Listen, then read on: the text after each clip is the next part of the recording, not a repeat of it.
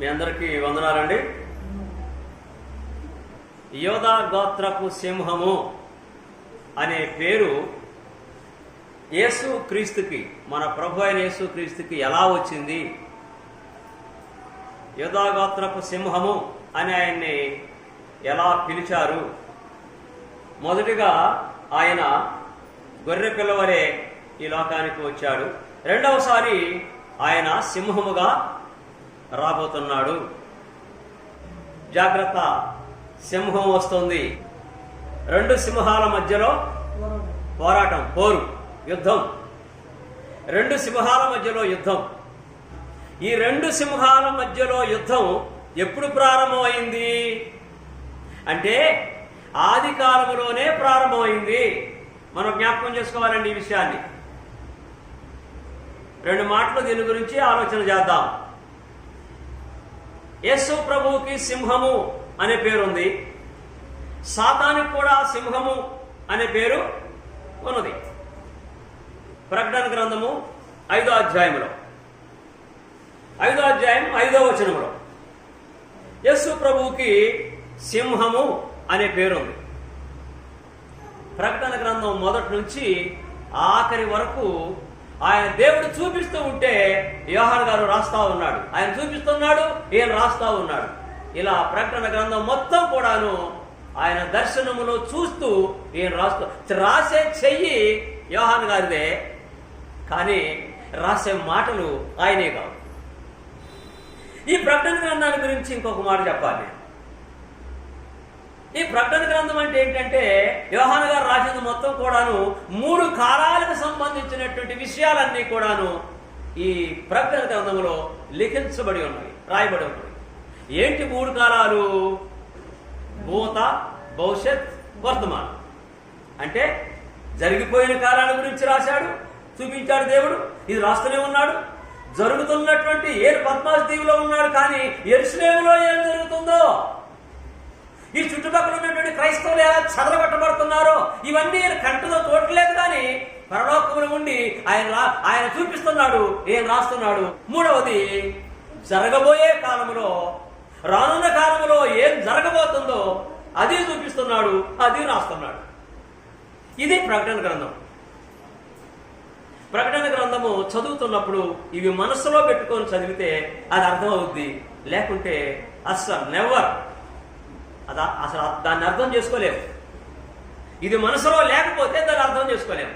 కాబట్టి ప్రకటన గ్రంథం విషయాల్లో చాలా మంది బోల్తా పడుతున్నారు. ఇదంతా కూడా ప్రకటన గ్రంథం అంతా కూడా రాబోయే విషయమే అనుకుంటున్నారు.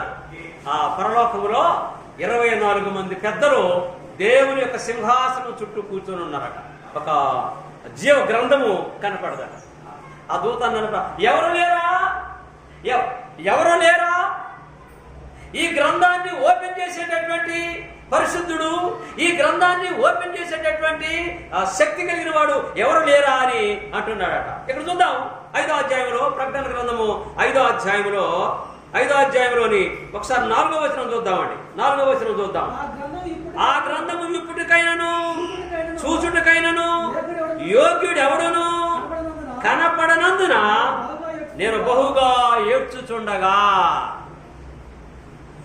ఆ 24 మంది పెద్దలు ఉన్నారట చుట్టూ. దాన్ని నేను ఇప్పుతానని ఎవరు ముందుకు రావట్లేదట. అందులో ఎవరు యోగ్యులు లేరట. అయినప్పుడు యోహాను గారు చూస్తూ ఏడుస్తున్నాడట. అయ్యో, ఆ గ్రంథం ఇప్పడానికి యోగ్యులు ఎవరు లేరా? ఆ గ్రంథం ఎవరు ఇప్పుతారు మరి అని ఈయన ఏడుస్తుండట. ఈ పద్మాస్ దీవిలో ఉన్నటువంటి యోహాను గారు ఏడుస్తున్నాడట. ఏడుస్తున్నాడు. సో ఆయన కనపడుతుంది, రాస్తున్నాడు. ఆయన కనపడేదంతా రాస్తున్నాడు. ఇక్కడ ఆ రాసిందే ప్రకటన గ్రంథం. అదే ప్రకటన ఆయన రాసిందే ప్రకటన గ్రంథం. ఈయన ఏడుస్తున్నాడట. ఏడుస్తున్నటువంటి సమయంలో ఏం దొరుకుతుందో చూడండి. అక్కడ ఏం కనపడుతుంది? ఏడ్చుచుండగా ఆ పెద్దలలో ఒకడు యోహాను గారితో అంటున్నాడు, ఎడవకుము, ఇదిగో దావీదుకు చిగురైన యూదా గోత్రపు సింహము 7 ముద్రలను తీసి ఆ గ్రంథమును విప్పుటకై విజయము పొందినని నాతో చెప్పాను. నేను ఏడుస్తుంటే ఆ పెద్దల్లో, ఆ 24 మంది పెద్దల్లోని యోహాను గారితో మాట్లాడేట ఆయన, ఏడవకోకు నువ్వు, యూదా గోత్రపు సింహము ఆ గ్రంథం విప్పటానికి సిద్ధంగా ఉంది. ఆ సింహం వస్తుంది, నువ్వు ఏడవద్దు యోహాను అని అంటున్నాడట. అక్కడ ఉన్నటువంటి పెద్ద, పరలోకములో దేవుని సింహాసనం ఎదుట ఉన్న పెద్దల్లో ఒక పెద్ద మాట్లాడాడట యోహాను గారు. ఇక్కడ యూదా గోత్రపు సింహం అన్నాడు. ఇదే సింహము అనేటువంటి పేరు ఎవరికి ఉందంటే సాతానుకు కూడా ఉంది. పేతురు గారు రాసిన పత్రిక కొంచెం వెనక్కొద్దాం. మొదటి పత్రిక 5వ అధ్యాయము 8వ వచనములో, నిబ్బరమైన బుద్ధి గలవారై మెలకువగా ఉండుడి. ఎవరికి? క్రైస్తవులకు చెప్తున్నాడు పేతురు గారు. మీ విరోధి అయిన అపవాది అంటే సాతానికి అపవాది అని పేరు ఉంది. అపవాది గర్జించు సింహము వలె ఎవరిని మింగుదునా అని వెదుకుచూ తిరుగుతున్నాడు. గర్జించు సింహం వలె ఉన్నాడు. ఎవరు? సాతాను. మరి గర్జించు సింహం అనే పేరు సాతానికే ఉంది. యూదా గోత్రపు సింహం అనేమో ఎవరి పేరు? అది యేసు ప్రభు పేరు. అంటే ఇప్పుడు యేసు ప్రభువుకి సింహం అనే పేరు ఉంది, సాతానికి సింహం అనే పేరు ఉంది. ఏమండి, సింహాలు ఏం చేస్తాయండి? సింహం పెద్ద పులితో పోట్లాడుద్దండి. ఏమండి, కోడిపుంజులు పోట్లాడతాయా? కోడిపుంజు పిల్లలతో పోట్లాడతాయా? కోడిపుంజు కుక్కతో పోట్లాడుద్దండి. కోతితో పోట్లాడుద్దా? పిల్లితో పోట్లాడుద్దా? లేదు, కోడిపుంజుతోనే పోట్లాడుద్ది. అందుకని ఈ గర్జించు సింహముతో పోట్లాడటం కొరకు మరొక సింహాన్ని నేను ఈ లోకానికి పంపిస్తాను అన్నాడు దేవుడు. ఎక్కడన్నాడు ఈ మాట? ఏదేని తోటలోనే అన్నాడు. ఏదేని తోట అంటే ఎప్పుడు? ప్రారంభంలోనే చెప్పాడు దేవుడు. ఇదిగో, నీవు భవిష్యత్తులో గర్జించు సింహం వలె ఉంటావు.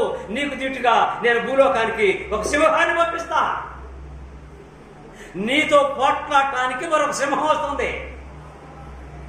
నీతోని నేను పంపించే సింహంతో మీ ఇద్దరికి వైరమే. అంతేకాదు, ఒక్క సింహమే కాదు, ఒక్క సింహము ద్వారా అనేక మంది సింహాలను పంపిస్తా నీ మీదకి అన్నాడు. ఎవరు అనేక మంది సింహాలు? ఎవరు ఈ ఒక్క సింహం? అది కంటలో పోతాం. దేవుడైనటువంటి యెహోవా మాట్లాడుతున్నాడు. నీకును స్త్రీ సంతానమునకును ఆమె సంతానమునకును వైరము కలుగజేసేదను. వైరము అంటే యుద్ధము.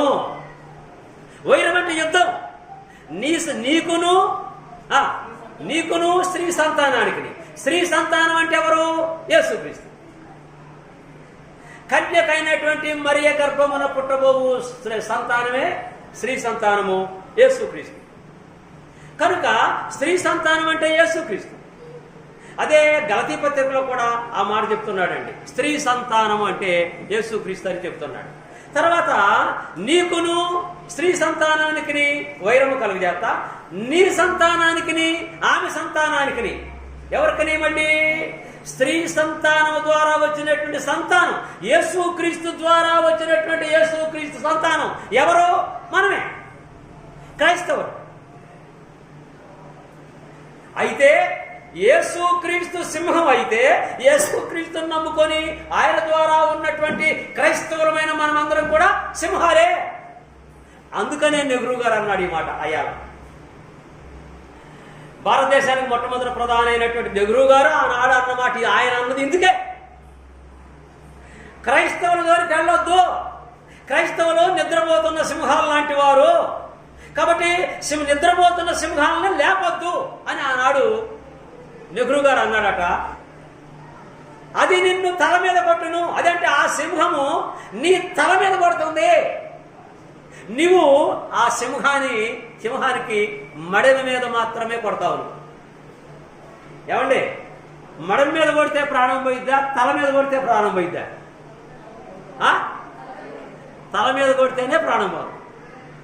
కాబట్టి దేవుడు ఏర్పాటు చేసినటువంటి సింహము, ఆ సింహముతో ఉన్న సింహాలు అపవాది తల మీద కొడతారు. అయితే ఆ సింహం యొక్క దూతలు, ఆ సింహాలు క్రైస్తవుల మెడ మీద మాత్రమే కొడతారు కానీ తల మీద కొట్టే అధికారం వారికి లేదు. అంటే తల మీద కొట్టడం అంటే పరలోకానికి వెళ్లకుండా చేయలేరు, దేవుని ఆశీర్వాదములు పొందకుండా చేయలేరు, పరలోక మహాపట్టణంలోనికి వెళ్లకుండా ఆడు చేయలేరు, అలా చేత కాదు. అందుకని ఇక్కడ అంటున్నాడు, అది అంటే ఆ సంతానము, ఆ సింహము నీ తల మీద కొడుతుంది, నువ్వు మాత్రము పాదం మీద మాత్రమే కొడతావు, నువ్వు మెడ మీద మాత్రమే కొడతావు. అదండి. కాబట్టి ఈ రెండు సింహాల మధ్యలో పోరు ఆనాడే మొదలైంది. ఈ రెండు సింహాల మధ్యలో యుద్ధము ఆనాడే మొదలైంది. ఆ యుద్ధము నేటికి కొనసాగుతుంది. క్రైస్తవుల శత్రువు అయినటువంటి సాతాను యొక్క అనుచరులకును యుద్ధము కొనసాగుతూనే ఉంది. ఇది ఎప్పటి వరకు కొనసాగుద్ది అంటే యేసు ప్రభు యొక్క రెండవ రాకడ వరకు కొనసాగుతూనే ఉంటుంది. కానీ అంతిమ విజయము యోధా గోత్రపు సింహానిదే. ఆఖరి విజయము యోధా గోత్రపు సింహానిదే. ఎందుకంటే ఆ సింహము, ఆ క్రూర మృగమైనటువంటి సింహము, ప్రకటన గ్రంథములో క్రూర మృగము అని కొన్ని చోట్ల రాయబడతాయి. ఆ క్రూర మృగమైనటువంటి ఆ సింహము మడిమ మీద మాత్రమే కొడుతుంది. దానికి మడిమ దాటి శిరస్సు దగ్గరకు వచ్చి కొట్టే అధికారము దానికి లేదు. కాబట్టి ఇప్పుడు మనము ఏ సింహం వైపు ఉంటే బాగుంటుంది? ఏమండి, మడి మీద కొట్టే సింహం వైపు ఉంటే బాగుంటుందా? అసలు శిరస్సు మీదనే కొట్టే, తల మీద కొట్టే సింహం వైపు ఉంటే బాగుంటుందా? ఏ సింహం బలమైంది? ఇప్పుడు తల మీద కొట్టే సింహమే బలమైంది. అంటే యోధా గోత్రపు సింహమే బలమైంది. ఈ లోకములో గర్జించు సింహం వలె వస్తున్నటువంటి అపవాది అనబడే సింహం యొక్క దూతలు వాళ్ళు మడ మీద కొట్టే వాళ్ళే. ఆ సింహము యొక్క, ఏ సింహము? యోధా గోత్రం యొక్క సింహము కాలు కింద నూరైపోతారు, మసైపోతారు, అగ్నిగుండానికి వెళ్ళిపోతారు.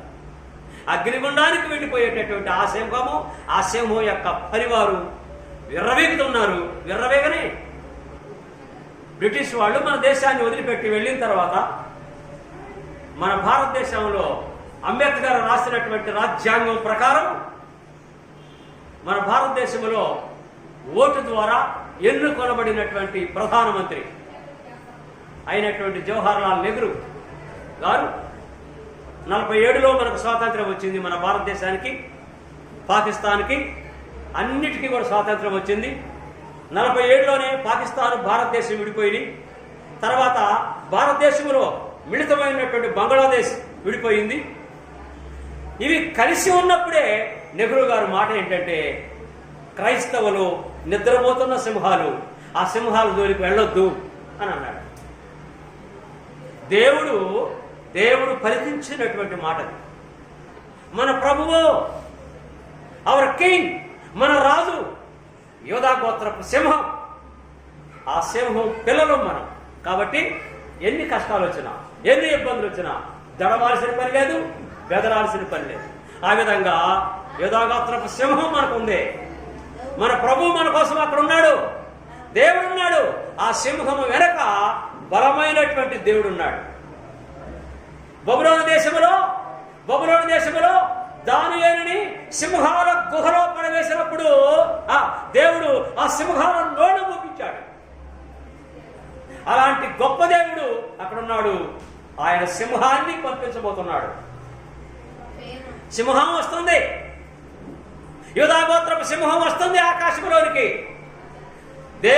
దేవుని యొక్క బోర ఊదటానికి దేవుడు ఒక దూతను నియమించాడు. ఆ దూత రెడీగా ఉన్నాడు. దేవుడు ఎప్పుడు ఓకే రైట్ అని అన్నప్పుడు ఆ దూత బోర ఊదటానికి సిద్ధంగా ఉన్నాడు. సింహం రావటానికి సిద్ధంగా ఉన్నాడు. విజిలైపోతున్నాడు దేవుడు. బోర ఊదటానికి దూత రెడీగా ఉన్నాడు. కొన్ని కోట్ల మంది దూతలు రెడీగా ఉన్నారు. యోధా గోత్రం సింహం రెడీగా ఉంది. ఈ సింహాలు, భూలోకములో ఉన్న సింహాలు, ఆ సింహాల దూతలు, వీళ్ళందరూ కూడా చిత్తైపోయేట జరిగేటువంటి రోజు ఒకటి ఉంది. అదే ప్రభు యొక్క రెండవ రాకడ. దాని కొరకు దేవుని పిల్లలమైన మనము సిద్ధంగా ఉందాం. ప్రార్థన చేద్దాం, సిద్ధంగా ఉందాం. మనం కూడా సింహ పిల్లల్లాగా ఉందాం. ఎవరికి దడవాల్సిన పని లేదు, ఎవరికి బెదరాల్సిన పని లేదు. మేము క్రైస్తవులం, మేము ఆ సింహ పిల్లలం. ఏ సింహ పిల్లలం? యూదా గోత్రపు సింహం పిల్లలం. ఆయన పిల్లలుగా ఉందామా? మనం ఎవరు ఉందామా? చేతులు ఎత్తండి. ఆయన పిల్లలుగా ఉందాం, సింహాలుగా ఉందాం అనేవాళ్ళు ఎవరైనా చేతుకున్నారా? ఏ సగం చేతులు? సింహ పిల్లలం. Very good. వందనాలు, మీ అందరికీ వందనాలు. మనం అందరం కూడా అలా బ్రతుకుదాం.